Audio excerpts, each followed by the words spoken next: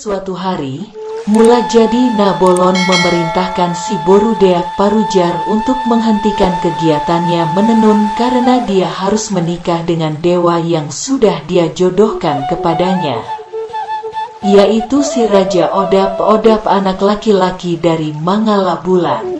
Rupa si Raja Odap-Odap yang seperti kadal bersisik membuat si Boru Deak Parujar menolak perjodohan ini. Si Boru Deak Parujar memutar otak untuk bagaimana caranya mengagalkan pernikahan itu. Dia sedang bertenun dan memikirkan persoalan yang pelik itu. Membuat turak, alat tenunnya, terlempar jatuh ke bawah kahyangan. Dia jadi terinspirasi untuk keluar kahyangan untuk menghindari pernikahan itu. Maka si Boru Deak Parujar meminta izin kepada Mulajadi Nabolon untuk turun mengambilnya. Diambilnyalah benang tenunnya yang begitu panjang dan dia jadikan tali untuk bergelantungan ke bawah.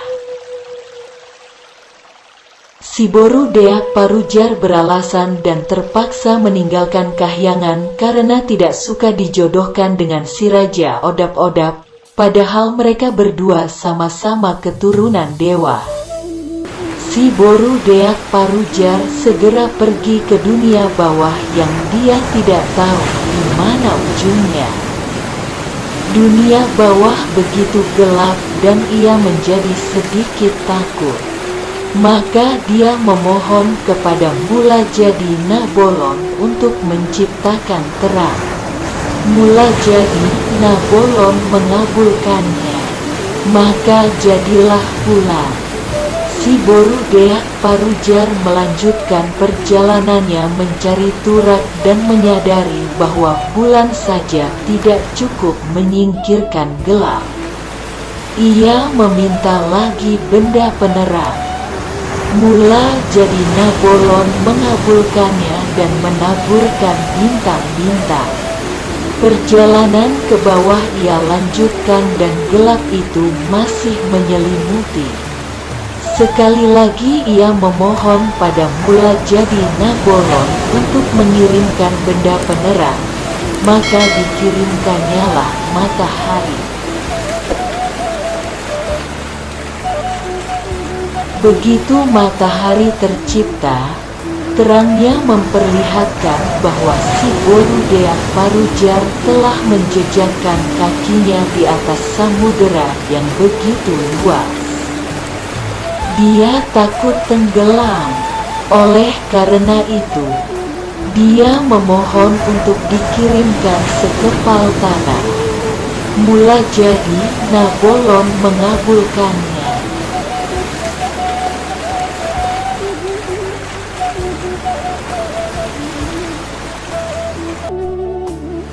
Si Boru Deak Parujar menempa tanah itu seperti ia menenun ulos.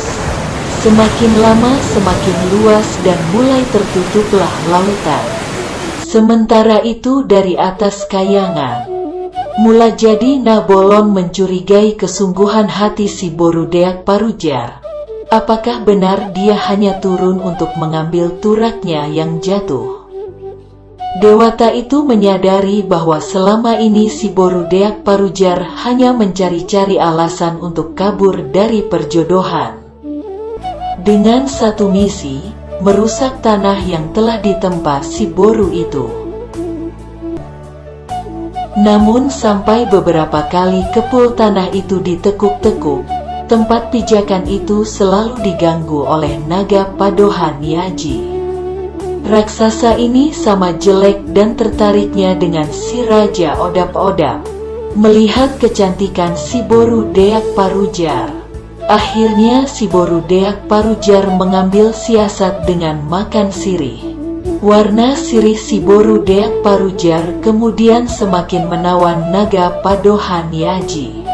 Dia mau tangannya diikat asal yang membuat merah bibir itu dapat dibagi kepadanya. Namun setelah kedua tangan berkenan diikat dengan tali pandan, si Boru Deak Parujar tidak memberikan sirih itu sama sekali dan membiarkan naga Padohan Yaji meronta-ronta sampai lelah.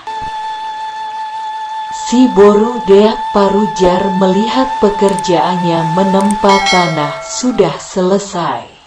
Namun tanah itu masih kosong. Ia meminta Mula Jadi Nabolon agar mengirimkan berbagai macam bibit tanaman dan hewan-hewan. Dikabulkannya lagi permintaan itu. Si Boru Deak Parujar menebarkan bibit-bibit tanaman dan anak-anak hewan ke seluruh penjuru bumi. Bumi menjadi penuh dan indah. Ia menari dan bernyanyi kegirangan karena hasil kerjanya yang indah itu.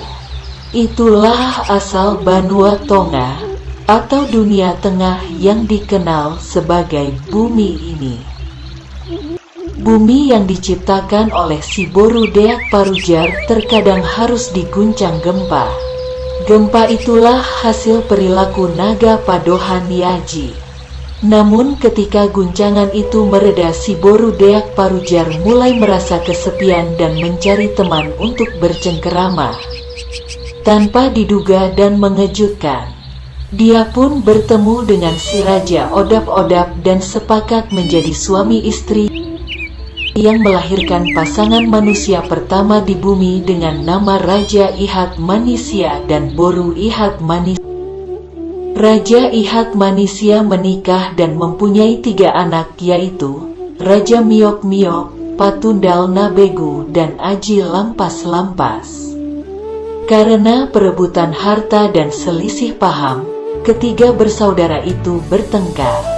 Akhirnya si Patundal Nabegu dan Aji Lampas Lampas meninggalkan Cianjur mula-mula dan tidak diketahui kemana perginya. Setelah perpisahan ketiga bersaudara itu, Raja Miok Miok menikah dan mempunyai anak, yaitu Eng Banua. Anak Eng Banua ada 3 orang, yaitu Raja Ujung, Eng Domia, Raja Bonang-Bonang, dan Raja Jau.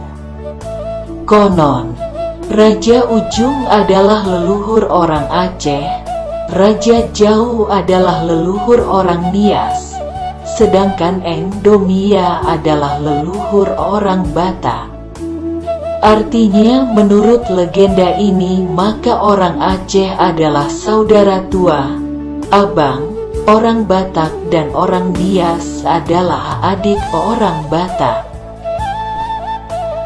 Raja Bonang-Bonang, Eng Domia, mempunyai seorang anak yang dinamai Raja Tantan de Bata. Dari perkawinan Raja Tantan de Bata lahirlah si Raja Batak. Si Raja Batak sendiri memiliki 2 orang anak bernama Guru Tatea Bulan dan Raja Isumbaon. Kedua anak si Raja Batak inilah yang diyakini meneruskan tampuk pimpinan si Raja Batak dan asal mula terbentuknya marga-marga pada suku Batak. Sebelum meninggal, si Raja Batak sempat mewariskan piagam wasiat kepada kedua anaknya, Guru Tatea Bulan dan Raja Isumbaon.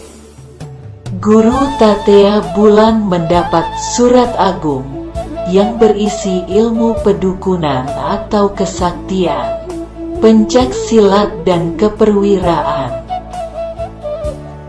Raja Isumbaon mendapat Tumbaga Holing yang berisi kerajaan, tatap raja, hukum atau peradilan, persawahan, dagang, dan seni mencipta.